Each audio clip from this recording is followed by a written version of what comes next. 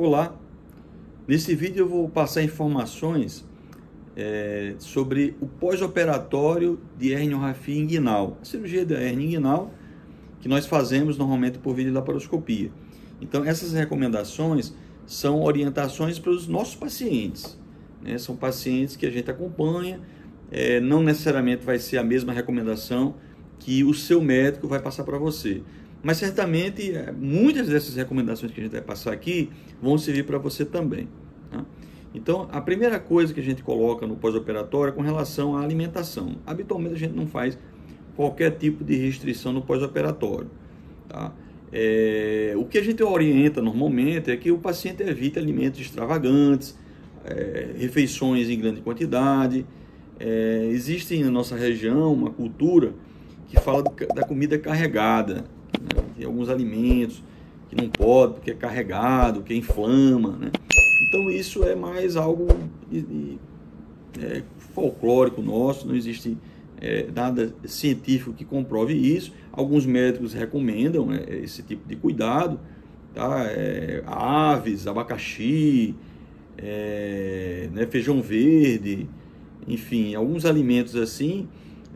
Não, que vai inflamar, assim, se você tem crustáceos, né, existe um receio muito grande, então a gente normalmente não leva isso em consideração, a gente nunca teve problema com isso e a gente não faz restrição alimentar, tá? Só esses excessos, né, alimento em grande quantidade, muito temperado, alimentos extravagantes demais, né, comida que a pessoa nunca ingeriu, então isso realmente é interessante que seja evitado no primeiro momento. Tá?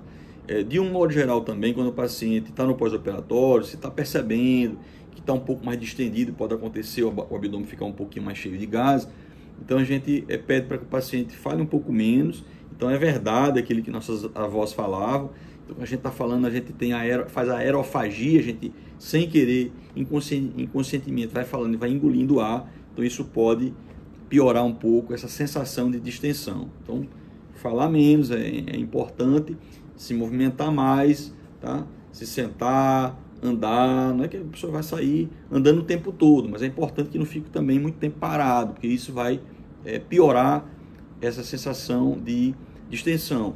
Alimentos que fermentam muito, como leite, feijão, se você está se sentindo um pouco cheio de gás, tente dar uma diminuída ou evitar nos primeiros dias. Se comer não vai prejudicar, mas pode aumentar esse incômodo abdominal. E, como eu acabei de falar, se você é alérgico, obviamente, você não vai ingerir alimentos que você tem alergia. Isso é uma coisa bem fácil de seguir. Com relação a esforço físico, se for uma correção do hernia inguinal unilateral de um lado por videolaparoscopia, normalmente a gente está liberando, né, para atividade sexual aí entre uma semana, 10 dias, tá certo? Para dirigir um veículo 15 dias e começar uma caminhada leve com 30 dias. Se for bilateral, a gente pede para ter uma abstinência sexual aí de 10 a 15 dias. Para dirigir um veículo, a gente tem uma tendência de ser mais rigoroso. Eu oriento que passe aí umas 4 semanas, tá? E um retorno para atividade física, a gente discute cada caso individualmente, tá? Mas não antes de 45 dias, tá? A ideia é que a pessoa volte a ter uma vida plena, fazendo todo e qualquer tipo de exercício, sem nenhuma restrição, com 90 dias. Mas cada caso é um caso. E até chegar esses 90 dias, não quer dizer que a pessoa vai ficar completamente parada sem fazer absolutamente nada. A gente vai conversar e discutir uma programação para que a pessoa vá aumentando atividades, até para ganhar condicionamento, para que ao final de 90 dias esteja fazendo praticamente tudo sem nenhum tipo de problema, tá? Uma outra coisa que a gente costuma recomendar também, tá? É que não existe nenhum problema que a pessoa, depois da cirurgia, durma de um lado, do outro, com o abdômen para baixo, com o abdômen para cima. Isso também não tem normalmente nenhum tipo de problema. O atestado é algo individual, então a gente vai levar em consideração o esforço, a mobilidade, a exigência que o trabalho tem diante da condição dele, e costuma ser um pouco maior para os pacientes que têm herniorrafia, a correção dos dois lados. Mas de um modo geral, o paciente com 30 dias está apto a retornar ao trabalho sem grandes dificuldades, né? Os cuidados nas feridas cirúrgicas, né, nos locais dos furinhos, tá? A gente tem que ter um cuidado maior na região umbilical, onde o curativo tem que ser trocado diariamente, pelo menos após cada banho. Então, tomou banho, tá? A gente orienta borrifar dentro da região umbilical, um mertiolate spray, tá? Dentro da cicatriz umbilical, enxuga com uma gaze, pega uma outra gaze, uma bolinha de gás, coloca dentro do umbigo, coloca o micropore por cima, que é aquela fita adesiva que a gente utiliza no hospital também. Os outros curativos, normalmente, quando é de um lado apenas, são 3 furinhos. Então, os outros furinhos no lado, eles não precisa trocar, pode molhar, enxugar e manter esses curativos feitos no hospital. Com 7 dias a gente tira todos os curativos, tá certo? Se o curativo ficar sujo, soltar, a gente pede para o paciente renovar para manter protegido nesses primeiros 7 dias. Tá? Não precisa retirar ponto, que é uma outra vantagem, a gente utiliza um fio que é absorvível, então dessa forma o paciente não tem que se preocupar com esse tipo de problema. Se houver alguma dúvida, sempre a gente fica à disposição, estimula que o paciente evite, está fazendo pesquisa na internet, para tirar alguma dúvida com relação ao seu pós-operatório imediato, né? A gente costuma orientar que nossos pacientes façam um estreito contato conosco, não que ele não possa avaliar, ver um vídeo de um outro médico, se informar, não tem nenhum problema conversar com alguém, mas a gente insiste muito que os nossos pacientes, eles, na dúvida, entrem em contato conosco. A gente vai ter o maior prazer de dar orientação, porque cada caso é um caso, então tem especificidades que cada equipe tem, e cada paciente, no final das contas, vai ter aquele detalhe que vai fazer diferença para cada um, tá? Uma outra coisa também interessante é que no pós-operatório tardio, normalmente com 30 dias, a gente pede para voltar ao consultório e leve a receitinha com as orientações que a gente fez, para a gente poder lembrar dos detalhes que a gente colocou para aquele caso concreto.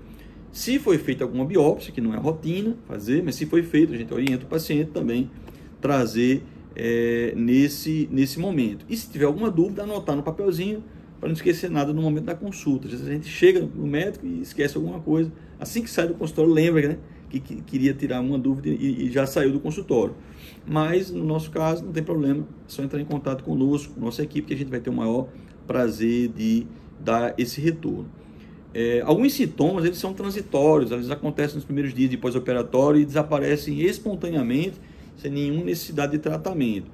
Por exemplo, para fazer a laparoscopia, então isso implica em anestesia geral.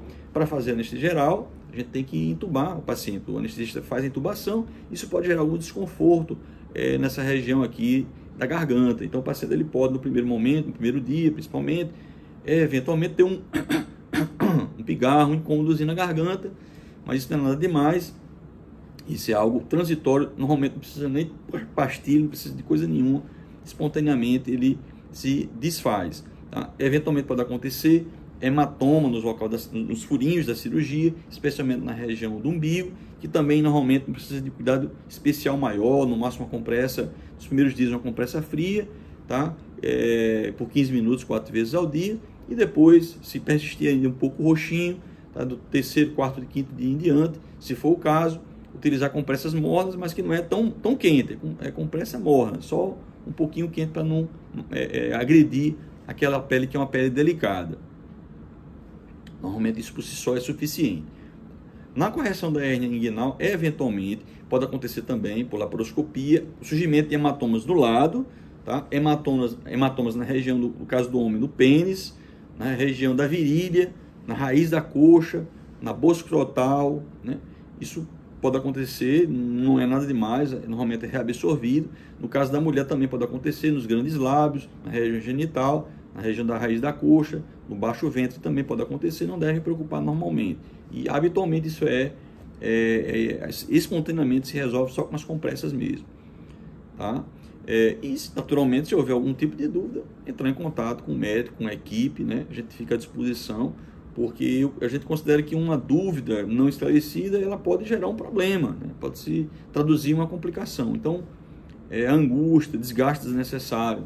Entre em contato com o seu médico, esclareça a dúvida, que certamente muitos desses sintomas que eventualmente a gente sente, não quer dizer nada demais, né? Às vezes fica inchado, fica aumentado, né? No local da cirurgia, isso algumas semanas inclusive, né? Mas aí cada caso é um caso, e na reavaliação com o seu médico, você vai esclarecer esses pontos aí, tá bom? Então, se gostou desse vídeo, dá um like aí, a gente agradece demais essa companhia de vocês. A gente aproveita para lembrar para se inscrever no canal, Dr. José Luiz de Souza Neto. Temos vários materiais, vários vídeos falando sobre diversos assuntos aí de interesse na área da saúde. Você pode compartilhar esse vídeo com pessoas que você acredita que vão se beneficiar com essas informações. A gente compartilhando informação de qualidade, a gente vai estar ajudando as pessoas. Pode aproveitar e comentar, a gente vai ter também o maior prazer de responder aos seus questionamentos. Pois mais uma vez agradeço pelo carinho, pela companhia e até um próximo vídeo.